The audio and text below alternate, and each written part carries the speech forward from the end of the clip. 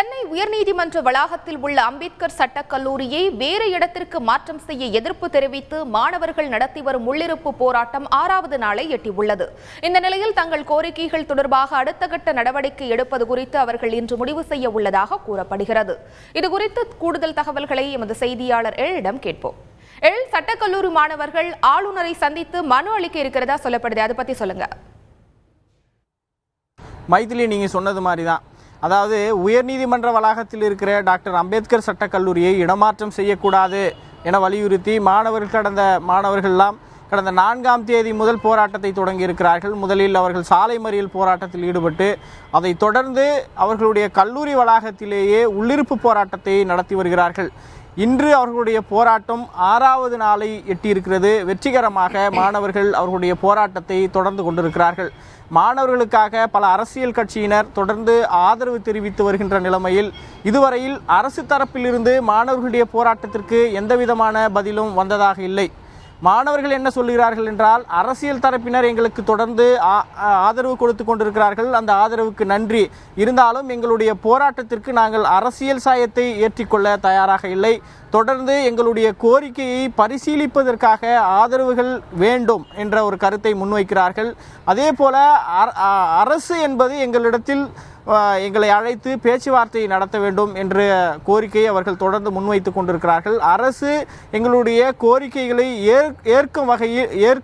ஏற்கின்ற வரையில் எங்களுடைய போராட்டம் தொடர்ந்து நீடிக்கும் என்பதில் மாணவர்கள் உறுதியாக இருக்கிறார்கள்.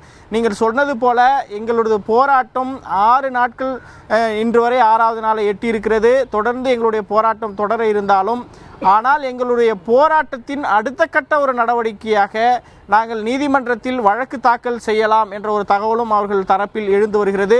இந்த நிலைமையில் ஆளுநரை சந்தித்து நாங்கள் எங்களுடைய கோரிக்கையை மனுவாக கொடுக்க இருக்கிறோம் என்ற தகவலை முன்வைக்கிறார்கள். அது குறித்து பகிர்ந்து கொள்வதற்காக நம்மிடத்தில் ஒரு மாணவர் இருக்கிறார். அவரிடத்தில் நாம் கேட்போம். சொல்லுங்க, உங்களுடைய அடுத்த கட்ட போராட்டமாக என்ன பண்ண போறீங்க? இன்று 6வது நாளாக எங்களுடைய போராட்டம் தொடர்ந்து கொண்டிருக்கிறது.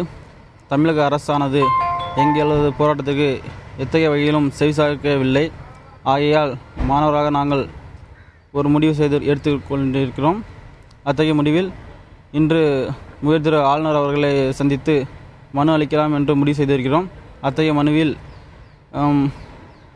பழமைமிகு 124 ஆண்டுகளுக்கு பழமை வாய்ந்த எங்களது சட்டக்கல்லூரியினை உயர்நீதிமன்ற வளாகத்துக்கு விட்டு வெளியே அனுப்பக்கூடாது என்பதை வலியுறுத்தியும் மற்றும் காவல்துறையினரால் பாதிக்கப்பட்ட எங்களது மாணவர்களுக்கு உரிய மாணவர்களுடைய அந்த உணர்ச்சிகரமான போராட்டம் புரிகிறது. அதாவது மாணவர்கள் 2 கோரிக்கையில் முக்கியமாக இருக்கிறார்கள், அதாவது உறுதியாக இருக்கிறார்கள். மிக பழமை வாய்ந்த அம்பேத்கர் சட்டக்கல்லூரியை நீதிமன்ற வளாகத்திலிருந்து இடமாற்றம் செய்யக்கூடாது. அதே போல நாங்கள் போராட்டம் நடத்திய போது காவல்துறையினால் எங்களது மாணவர்கள் தாக்கப்பட்டிருக்கிறார்கள். அந்த மாணவர்களுக்கு உரிய நீதி கிடைக்க வேண்டும் என்பதில் என 2 கோரிக்கைகளை முன்வைத்து அவர்கள் தொடர்ந்து இந்த போராட்டத்தை நடத்தி கொண்டிருக்கிறார்கள். இன்று மாணவர்கள், அதாவது இன்றோ அல்லது நாளையோ ஆளுநரை சந்தித்து மனு கொடுப்பது என்பதில் முடிவாக இருக்கிறார்கள். மைதிலி.